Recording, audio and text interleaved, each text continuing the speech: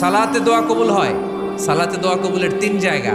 একটা হচ্ছে তাকবীরে তাহরিমার পরে আমরা সানা পড়ি না, আমরা তো একটা পড়ি।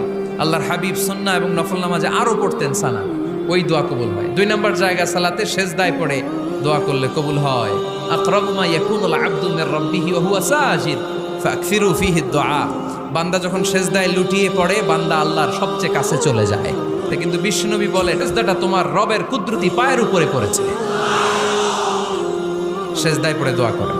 সালাম ফিরানোর আগে বিশ্বনবী দোয়া করতেন, লা ইউসাল্লিমান্না আহাদুকুম হাত্তা ইয়াতাআওয়াযা মিন আরবা'a। আল্লাহর হাবিব বললেন, 4 জিনিস থেকে পানাহানা আছে, আমার কোন উম্মত যেন সালাম না ফিরায়। তারা যেন পড়ে, আল্লাহুম্মা ইন্নী আউযু বিকা মিন আযাবিল কবর, আউযু বিকা মিন আযাবি জাহান্নাম, আউযু বিকা মিন ফিতনাতিল মাহইয়া ওয়াল মামাত, আউযু বিকা মিন ফিতনাতিল মাসিহিদ দাজ্জাল। আল্লাহ কবরের আযাব থেকে বাঁচাও, আল্লাহ জাহান্নামের আগুন থেকে বাঁচাও, আল্লাহ জীবন